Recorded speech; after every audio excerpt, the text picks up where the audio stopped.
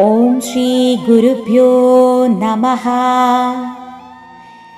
നമുക്ക് സൗന്ദര്യലഹരി 54-55 ശ്ലോകങ്ങളുടെ അർത്ഥം എന്താണെന്നൊന്ന് അറിഞ്ഞാലോ? ആദ്യമായിട്ട് ശ്ലോകം 54 കേൾക്കാം. പവിത്രീകർത്തും ന പശുപതി പരാധീന ഹൃദയേ ദയാമിത്രൈർനേത്രൈഃ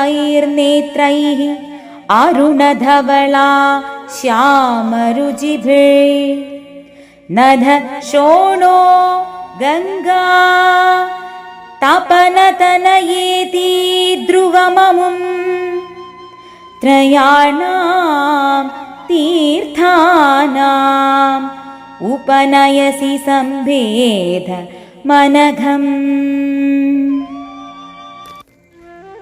ഓം ശ്രീ മഹാദേവ്യൈ നമഃ. ഇനി ഇതിന്റെ അർത്ഥമാണ്. അമ്മയുടെ തൃക്കണ്ണുകളിൽ കാണുന്ന 3 രേഖകളെ 3 പുണ്യ നദികളായിട്ടാണ് ഇവിടെ ഭാവന ചെയ്യുന്നത്. ശോണഭദ്ര എന്ന നദി പടിഞ്ഞാറ് ദിക്കിലേക്ക് ഒഴുകുന്നു. ആ നദിയിലെ ജലത്തിന് അല്പം ചുവപ്പ് വർണ്ണം കാണും. ഗംഗ കിഴക്കോട്ട് ഒഴുകുന്നു. അതിന്റെ ജലം വെളുത്തിരിക്കുന്നു.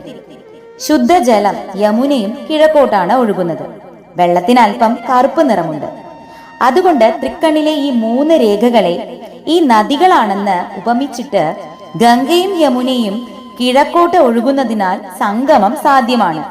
എന്നാൽ പടിഞ്ഞാറേക്ക് ഒഴുകുന്ന ശോണഭദ്രയ്ക്ക് ഈ നദികളോട് ചേരുവാൻ സാധ്യതയില്ല. എന്നാൽ നദീ നേത്രങ്ങളിൽ ഈ 3 നദികളും ഒന്നിച്ചു ചേർന്നിരിക്കുന്നു. ഇത് വിശേഷമാണ്.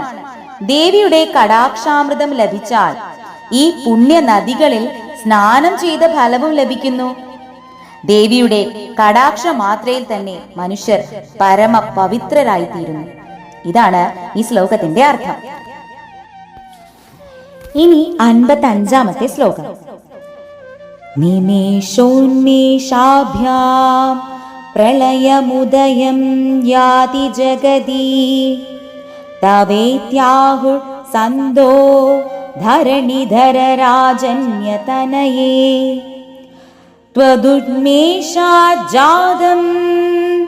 ജഗദിദമശേഷം പ്രളയതാഃ പരിത്രാതും ശങ്കേ പരിഹൃത നിമേഷാസ്തവ ദൃശാ. ഈ ശ്ലോകത്തിന്റെ അർത്ഥം ഇപ്രകാരമാണ്. അല്ലയോ പർവ്വത രാജപുത്രി, നിന്തിരുവടി കണ്ണുകളെ അടയ്ക്കുകയും തുറക്കുകയും ചെയ്യുന്നതിനാൽ ഈ ജഗത്ത് പ്രളയത്തെയും ഉദയത്തെയും പ്രാപിക്കുന്നു. അതായത് ദേവി കണ്ണുകൾ അടയ്ക്കുമ്പോൾ പ്രപഞ്ചം നശിക്കുന്നു.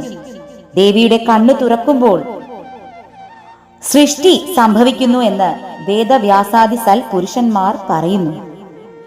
അതുപോലെ തന്നെ നിന്തിരുവടി കണ്ണു തുറന്നാൽ ഉണ്ടാകുന്ന ഈ ജഗത്തിനെ പ്രളയത്തിൽ നിന്നും രക്ഷിക്കുന്നതിനു വേണ്ടി അമ്മയുടെ ഈ കണ്ണുകൾ നിമേഷങ്ങളെ പരിത്യജിച്ചിരിക്കുന്നു.